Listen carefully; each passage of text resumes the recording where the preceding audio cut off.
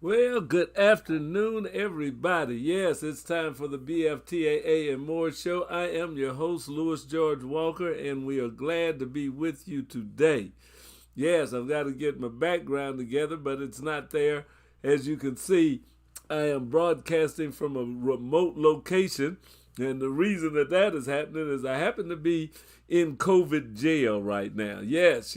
I did test positive for the COVID virus last week. And today was the first day I've been able to get outside. I had to stay quarantined for 5 days according to the new rules. And for the next 5 days, I can go out, but I have to remain masked if I'm around any other people. And that's, I've got one of the new N95 masks that I was able to pick up, or my wife picked up at the store for me. So able to go out and wear the N95 mask now.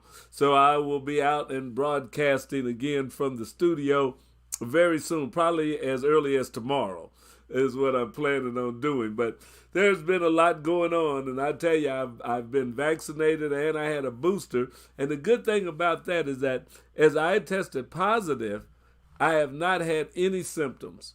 Okay, I haven't had a fever. I haven't had, aches or chills or none of that. But I do have to follow the doctor's orders and make sure that I keep everybody else safe around me. Since I was tested positive, I could give it to somebody. So I want to make sure that we stay safe. So I've been at home for the 5 days that they recommended. I did get out some today, and very limitedly. So we'll be out again tomorrow. Now, my 10th day, to be completely clear, will be, I believe, Thursday.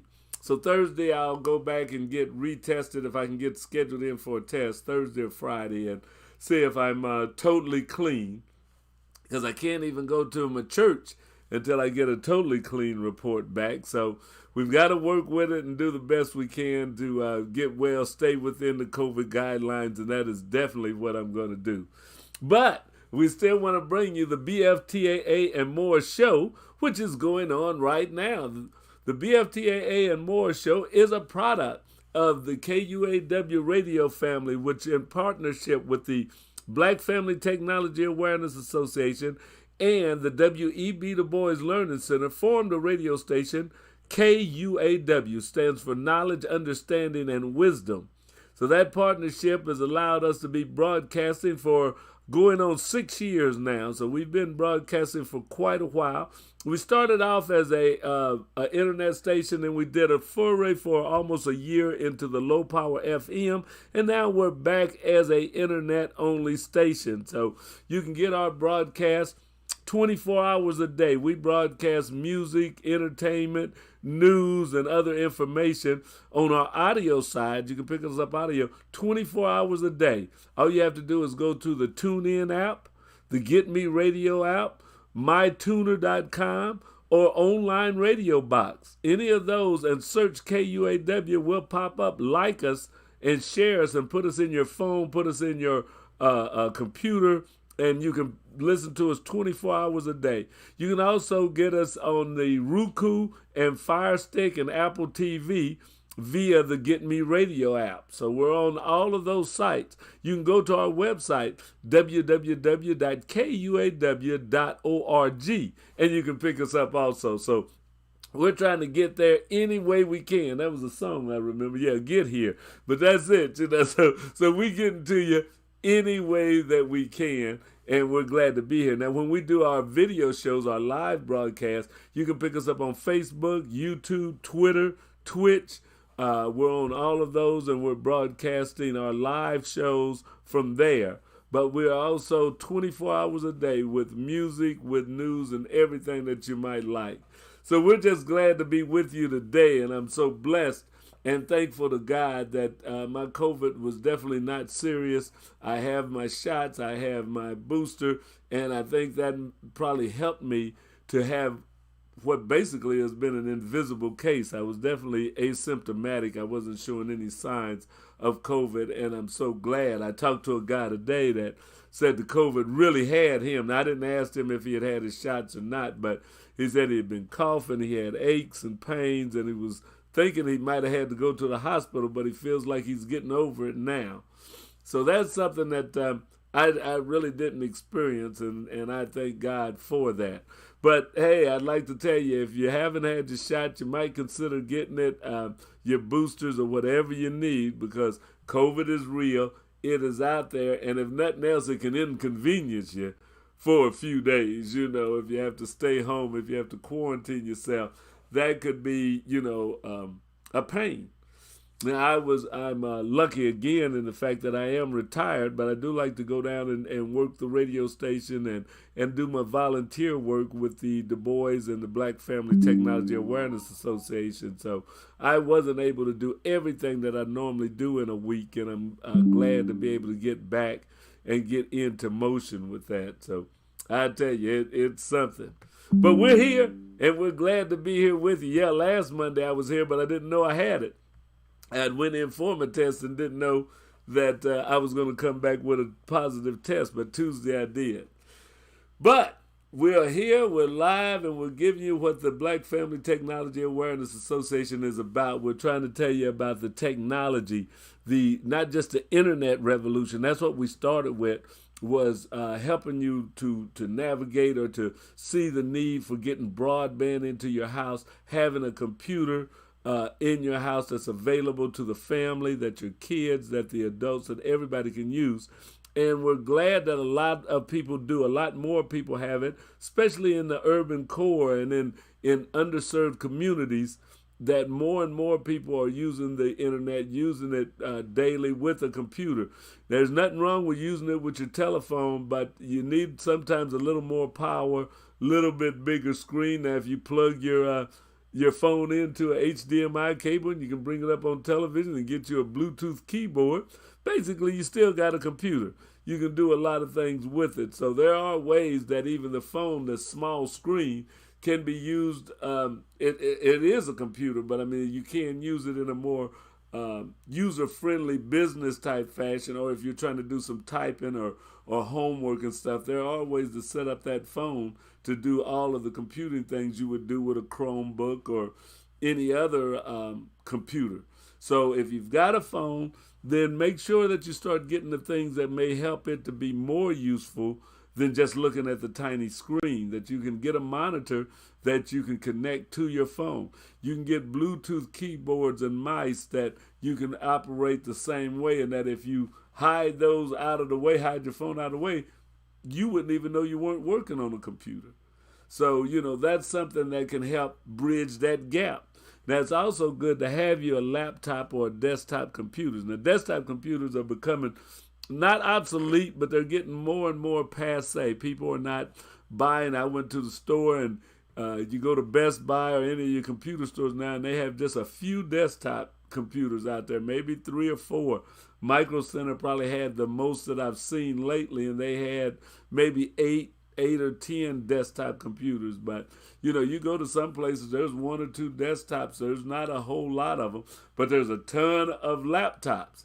Laptops have become the go-to technology for business, for students, and a lot of people is to have a laptop. And laptops are good. Matter of fact, I'm broadcasting to you right now from a laptop. Yes. This is a laptop that I'm using when I'm not in the studio, and it's got a camera built into it. I got a microphone hooked up to it, and I'm able to do a broadcast from a remote location. I can hit all the same software. I've got internet connections. I've got high-speed connections. That makes it all possible. These are the things we have to start using more and more. How do we make this laptop, telephone, or cell phone, desktop world be beneficial to us? How do we make it to solve some of the problems that are facing our community, that are facing this country and the world? And it can be done, but we have to be innovative, we have to learn, and we have to work on it. So, as we get ready to talk about some of the other things that are coming up, let me give you a second, because we always do this every week, is to tell you some of the things that are happening with NASA. Now, NASA launched last month the James Webb telescope. That's been up. That is a huge, huge undertaking. This is a telescope that's up, and they're saying they can look back into the past. So that is sometimes people get confused about that, but basically you're looking in the past a lot of times when you look up into space, as you look up into the heavens, as you look at the sun. The light you see from the sun right now really is in the past. It happened. That sunlight that you're getting right now happened minutes ago, and it just now got to you. When you look at stars in the sky, they're so far away that sometimes the light from the stars is taking years to get here.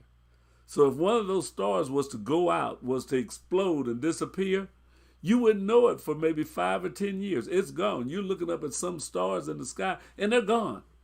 You're looking in the past because it's not there anymore. Because the light from it was so far away that by the time it got here, if the star had collapsed upon itself, it's been gone for a few years.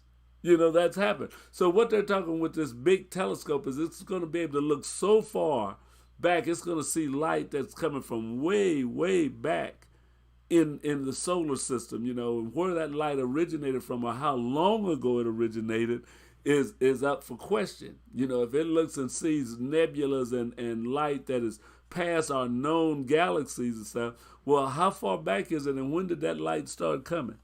And are the galaxies that emitted the light, the stars that emitted the light, still even there? They could be hundreds of years, thousands of years away. That light wave will continue to travel, but the thing that created the light wave is gone. So that's the amazing thing about this. But anyway, the James Webb telescope will be able to look into the past, but all telescopes are looking into the past, but it'll be able to look farther into the past than most telescopes. But we want to let you see a little bit about it and things that are going on at the National Aeronautics and Space Administration, which we call NASA.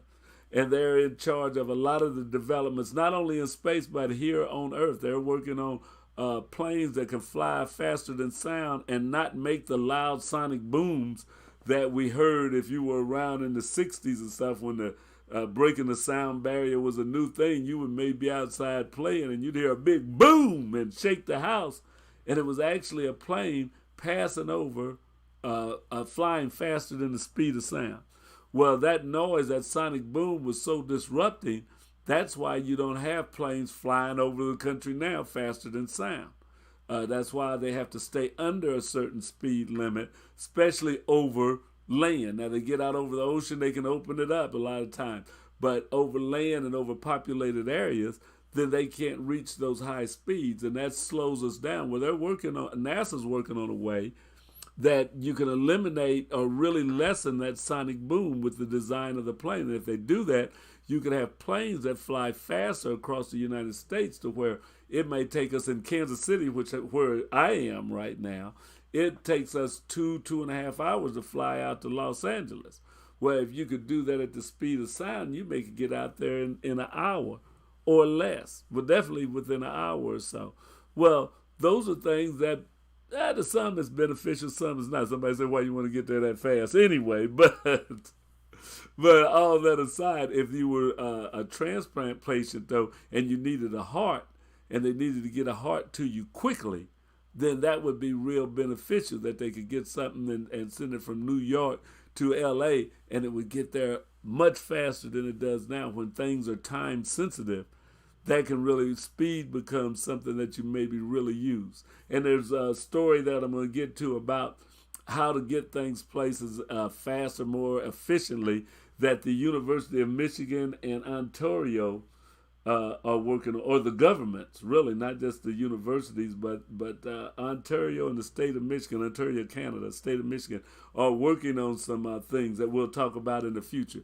But right now, let's take a look-see at what's going on this week at NASA. And then we're also going to do an episode of Space to Ground. Both of these are NASA broadcasts coming to you from our United States government and the Department, or the National Aeronautics and Space Administration. So let's get ready to see what's happening this week at NASA. See if I can find that here.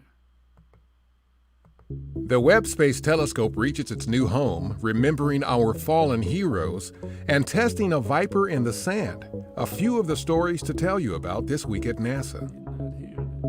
On January 24th, our James Webb Space Telescope team commanded the spacecraft to make a planned mid-course correction burn that placed it into its final orbit around the second Sun-Earth Lagrange point, or L2, Webb's final science destination. From this vantage point, the telescope will have a wide view of the cosmos and be able to perform optimal science. It will be several more months before the observatory's optics and systems are ready to begin science operations. Webb, the world's largest... Let me stop this for a minute. Hell, every week we can come up with something just a little bit different here. Not sure what happened to my sound, but I wasn't hearing this week at NASA, and I heard it just before I started this show. So let me try another Space to Ground and see if we get sound out of it. If not, we will have to look at it. There's always fun with this technology, that you have to be ready for surprises that seem to happen to us from time to time here. Let's see. We'll get Space to Ground and see if we can hear it.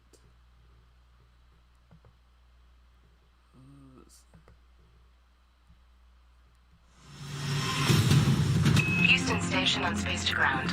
Welcome to Space to Ground. I'm Sandra Jones. This week, a cargo vehicle splashed down off the coast of Florida, a record-breaking space flight continues, and space veggie investigations are underway aboard the International Space Station. On Monday, January 24th, an unpiloted SpaceX Cargo Dragon splashed down off the coast of Panama City, Florida, carrying over 3,900 pounds of science investigations and return samples. The vehicle undocked from the space station on January 23rd after launching from the Kennedy Space Center in Florida last month. Meanwhile, on station, the crew began the Veggie Ponds validation experiment in the Veggie facility. The Veggie Ponds investigation expands on previous validation tests of the new veggie hardware, which can potentially allow crew members to grow a variety of new crops, from new leafy greens to dwarf fruit crops, in space. Tests also aim to determine and monitor microbiome population changes that are present in space-grown crops, providing baseline data for future food production efforts. Results from the Veggie Ponds investigation contribute to basic research on plant cultivation, benefiting agriculture and biomass production efforts on Earth. NASA astronaut Mark Vande Hei continues to break records during his long-duration spaceflight.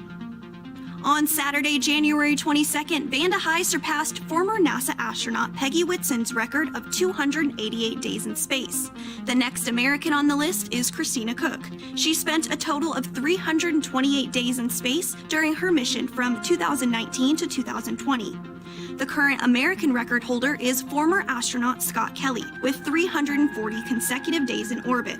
When Vande Hei returns to Earth in March, he will have spent a total of 353 days in space, which will be the longest single spaceflight by an American.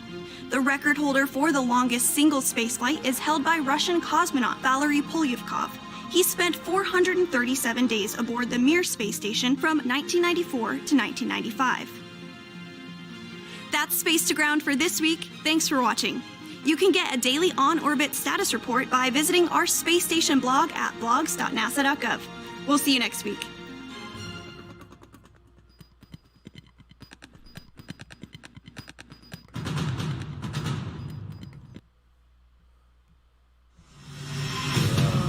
Houston Station on Space to Ground. Welcome to Space to Ground. I'm Sandra Jones. This week, a cargo vehicle. All right, yeah. So we got that going, but I don't know what happened with my first film clip I had from NASA. I'm going to try it one more time, and otherwise I'll probably have to reboot the computer or load it again to see if I can get it to go. But let's see if it'll play now. Nope, looks like it's still silent. And even though it's showing that, wait a minute. This week at NASA. Yeah, it's showing that On it's January playing 24th, and that our there's James sound Webb coming Space out, Telescope but, team commanded the we're not spacecraft getting to make it, a so planned mid-course correction burn that unfortunately, placed it into we're its not final getting it. So orbit that's the James around the Webb second Sun-Earth telescope Lagrange that's point, up or now, and they're L2, talking Webb's about final it science getting into its destination. final position From this vantage to point, the start telescope looking will have a deep wide into view of the space. One of cosmos the and things be that it's able to gonna be perform able to optimal do is science. get more pictures, It will more be of, several more space months than before the we've observatory's ever seen optics and before. systems are So it's ready to still a begin few science months operations. from getting everything Webb, the world's open, largest, started most up, and ready powerful, to and go, most but they've complex got it in space the right science orbit telescope that they ever wanna built have it in, will reveal and they're new and continuing to unexpected work on it to discoveries deploy. and help They're showing humanity you now understand they're the looking origins back of the into universe past, and our looking place into in it. a simulation of this, what's out there. On January 27th, So, NASA hopefully Administrator next week I Bill may bring Nelson you and 2 other episodes agency of officials attended This the Week Day at of NASA, Remembrance because I Observance just at don't Arlington know National what's Cemetery happening in with that. Virginia. I might see if I can The bring it annual up event on is one my, of several around the agency in tribute to the YouTube fallen and play astronauts it of to you Apollo from 1, there. Space Shuttles That may Challenger be and the next Columbia, experiment. and That's other one thing members we of the do with NASA family technology who is you lost have their to keep lives in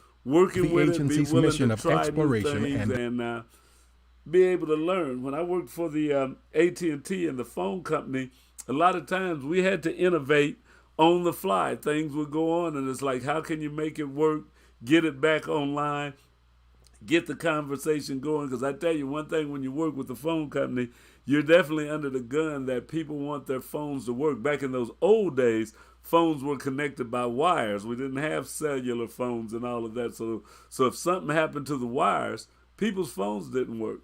And people were highly upset about that. It's just like now, you go to the cell phone, you just punch in the numbers and the call goes through. Well, there used to be a thing called dial tone. Yeah. Nobody with cell phones even know what dial tone is if you spent all your time with cell phones. But the regular phone, you'd pick it up, you'd hear a tone, and that let you know you were connected, and you could go ahead and dial the numbers. Well, with the cell phone now, they broke that down. You just dial the numbers, put it in, and you wait for the phone to ring, and it's okay. And phones used to work like that back in the wired days. But people were trained and told that you waited till you heard dial tone before you dialed. Well, if the dial tone generator broke, people would say their phone's not working because they picked it up and they didn't hear dial tone. They could have still dialed the number because it's just the tone ain't there, and it would have worked. But that's the way we're used to things, you know. So we used to have to figure out if that thing broke, how do you get it back running quick, or else everybody's going to be on your back. So that's one thing about technology and stuff. And now you have servers and you have a lot of connections in the network of the internet. But when that internet don't work, when all of a sudden it says no internet connection, then you're like, hey, it's supposed to be there. We've gotten accustomed to the internet being there. not being there. So when you turn on your computer, when you try to go to Facebook or to TikTok, you expect to get there. And if you get a thing that says can't connect or no connection, that's a problem. That's when somebody, just like I used to be with the old wired lines, somebody working with servers and things is trying to get stuff booted back up.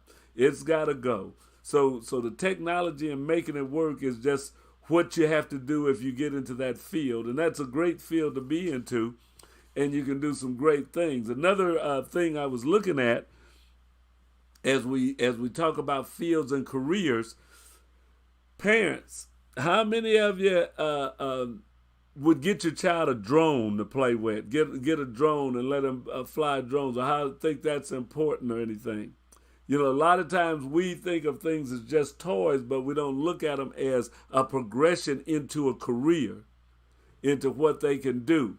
So open your minds. That's what we want to do, is look at it now and stuff. Say, what can they do with a drone? They can learn to fly. They can knock stuff over in the house. They can scare the neighbors or chase the dog and all of that type of stuff. But drones are very much becoming a business tool. Yes, and I was looking at the state of Michigan and the I don't know, the province of Ontario, Canada, are now working together to form a mobility corridor for commercial uses of drone, commercial cases of drone. They're trying to say, how can we use these drones between the two countries to do things that we need done? And one of the things, and pass our line of sight. Like right now, a lot of times drones are flown where you can see them. You got to keep your eye on them. But what if you want them to fly over the horizon, out of sight? That's going to be the next frontier in drone flying, is to do that, and getting your child a drone, or him learning to fly a drone, or if he wants to build one as a hobby, is great. We teach over at the Black Family Technology Awareness Association building robots, but I'm looking to try and expand that program into building and flying drones, just like building model rockets and launching them. You may create the next rocket scientist by letting them build model rockets.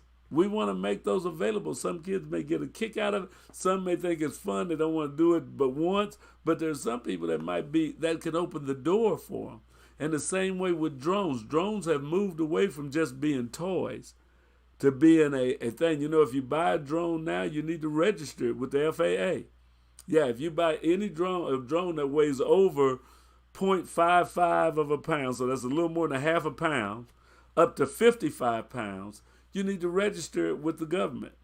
Yeah, they want to know the serial number and some other stuff, but you've got to have it registered legally to be able to fly. Now, you can fly it, we fly them and you see them flying around. Everybody's not registered, but they're supposed to be registered. In the state of Kansas and the state of Missouri, you should register your drones. But drones are great because they're learning that, okay, say like I was talking about earlier, if somebody needed a heart transplant and they were in a town a little ways away or a far distance, could a drone get it there faster than driving? It wouldn't have to stop at stoplights or anything like that. You could put a body part in ice or whatever, have you fix it up for transplant, but you could fly it. And you don't have to get a helicopter pilot in. You don't have to bring in the airplanes and stuff. It could be a person at the hospital that could fly it from one hospital to another hospital right then. That cost would be a lot less than bringing a helicopter in and flying it. So you could fly that heart over there and get it. A lot of businesses need critical parts. I was telling you about that dial tone generator. Well, there could be a part in the computer that if it goes out and the system goes down, well, then Facebook or TikTok or something, they're losing a lot of money all while they're down. And it may just be a little part, a circuit board that they need to get that fixed. And if there's a drone that, even if it's in the same town, but if they could call an office and they say, hey, we'll put it on a drone and we'll fly it over there to you right now. 15, 20, 30 minutes, bingo, they got it. Quicker than somebody driving over. And that's a good thing. Now, not only should you register it, but they have licenses for drone pilots. You can be a licensed drone pilot. Yes, your kid may say he wants to get that license. I don't know what the age limit is. I guess I need to look that up. But you can be a licensed pilot, meaning that you really know how to fly this drone. And you may say, well, yeah, that's okay. But do you know that licensed pilots, licensed drone pilots, make between $49,000 and $87,000 a year? That's what the job pays. From $49,000 to $87,000 being a licensed drone pilot. And you don't need to have a college degree to get certified as a drone pilot. And you can make $49,000 a year on the low end, $87,000 a year on the high end. That ain't peanuts. So, think about that as your kid shows interest in some things. Drones are a good stepping board into a lucrative career. Construction companies use drones. A lot of companies, if they want to see the progress of a building and stuff, well, a lot of times now they don't have to leave the office. They send a drone out there and say, oh, they haven't finished that bridge yet. They're still working on this part or that part. And they get a real live, right-time picture of it. They can keep track of things. Farmers and stuff can look at crop damage, look at their fields from their home. They can fly the drone out there and see if the flooding caused damage, see if a pest is involved, or if they're losing plants in a certain area that's starting to die. All of that can happen with a drone. So, there's things in what is considered a toy that can lead us to careers, that can lead us to a better lifestyle, better standard of living. So think about that and see if your child wants to learn how to play with drones. Or if he's already playing with them, then encourage it. They have drone racing clubs that you can join. They have drone simulators that you can load onto your computer, like games, but it actually lets them learn how to fly a drone more proficiently without having a drone. But you have a simulator that then when you get a drone, you kind of know how the controls work. And that's not just playing, because a lot of the pilots now on these new jets and things, when they come out with the new 777, well, they learn how to fly a lot of it from a simulator.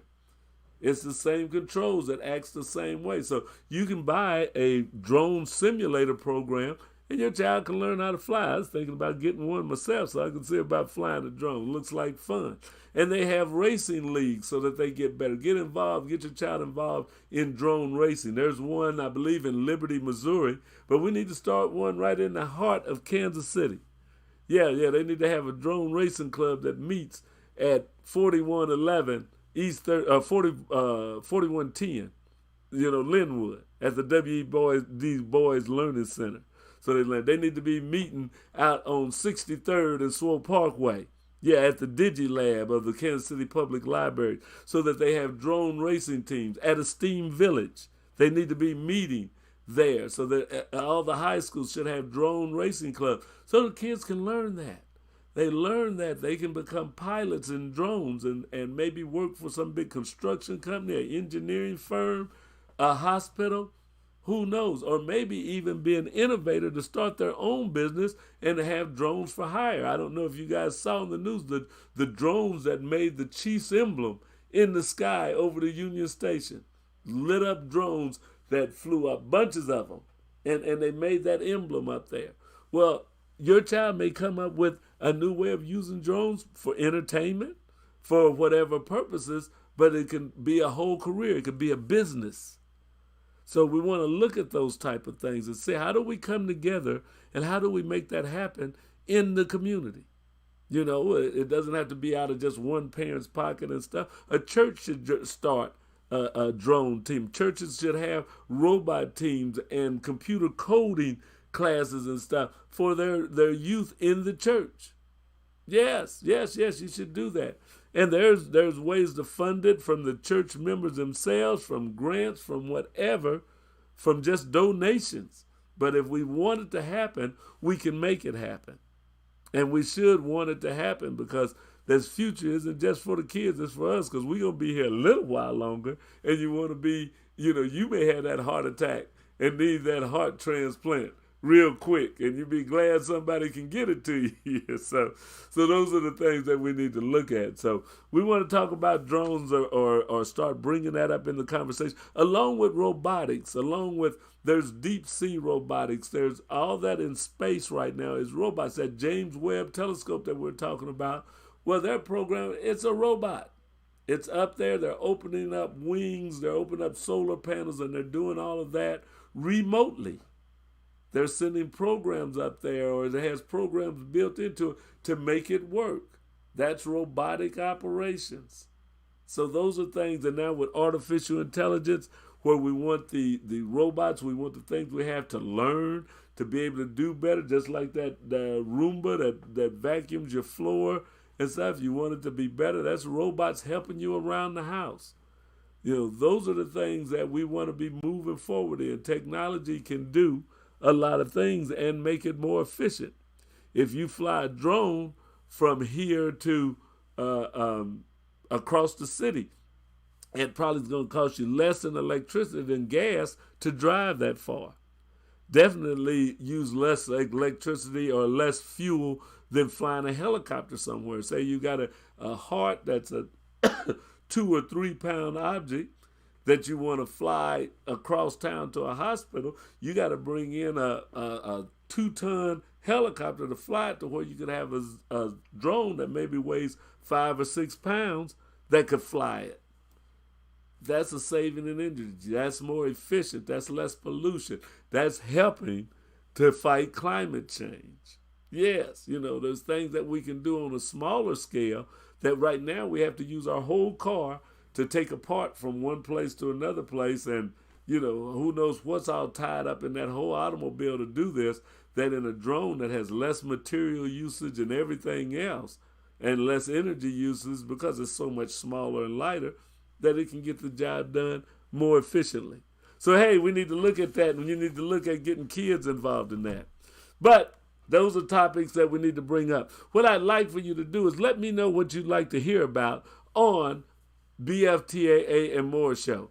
Contact this station, KUAW Radio, or hit us up on our Facebook page. Go to the Facebook page is KUAW-radio. So if you go to KUAW-radio, you can hit us up and tell us anything, leave a comment and stuff. You can also go into the chat on our YouTube channel or on Twitter. Look up KUAW Radio on all those forums, and go to Twitch and look up KUAW Radio. We're there. So you can leave us a message. You can contact us. You can also send us an email.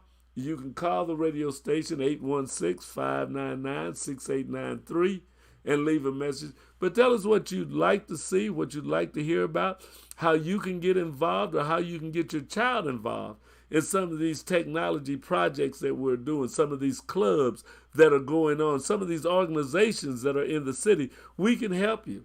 Our robotics team meets on Saturday from 12:30 to 2:30 at the W.E.B. Du Bois Learning Center. So if you want to get your kids involved in robotics, it's between the 6th grade and 12th grade, we can take them in. So let us know. We want to get our Lego League started back up so that we can take in kids that are under that age and that they can learn to program and to build and to work with the Legos and start early.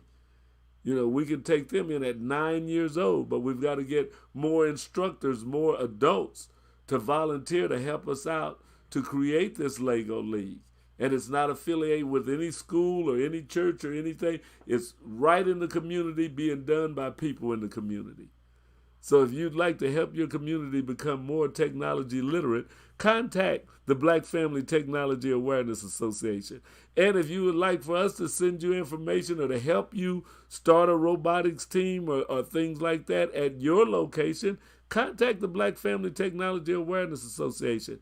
Our email is www.bftaa@sbcglobal.net. Yeah, so if you want to contact us by email, go to bftaa@sbcglobal.net. I'm going to get these addresses and stuff right. Got a lot of stuff running around in my head.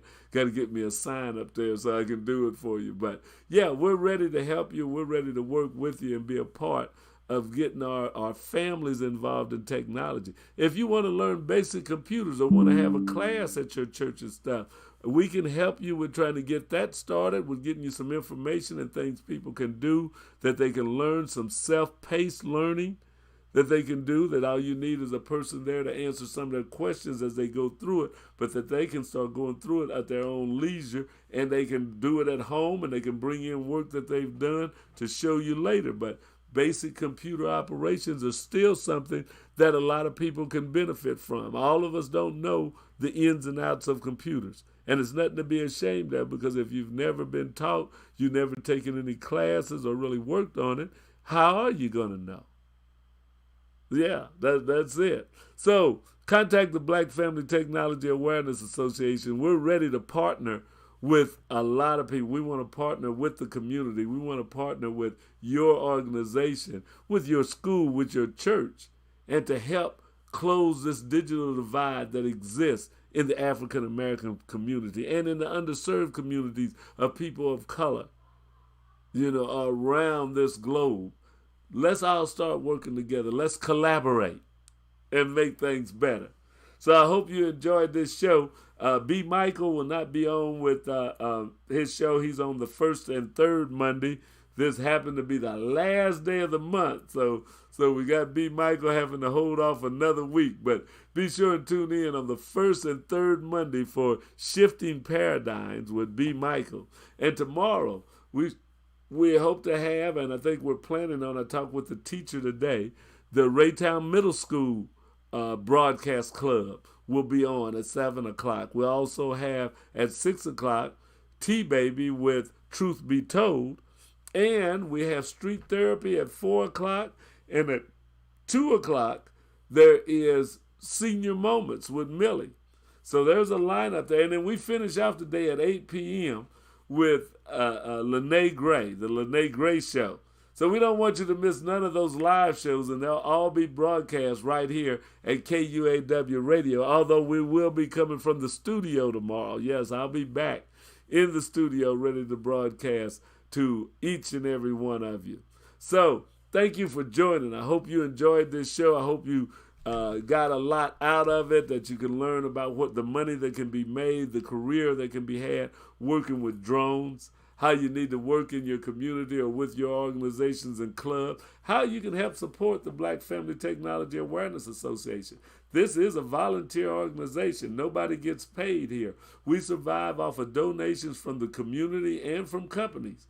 But we get a large amount of our funds from the community. We do fundraisers on Facebook, and we also get friends that donate at different events that we have. We carry around our little PayPal swipe thing so that you can make a donation. If you see us with a table set up at any event, you can make a donation to support us. So, we need your support to help keep this radio station and the Black Family Technology Awareness Association afloat. We have to buy equipment. We try to modernize. We want to update things, and we do need your funding to help us do that. So this is of the community, for the community, and by the community.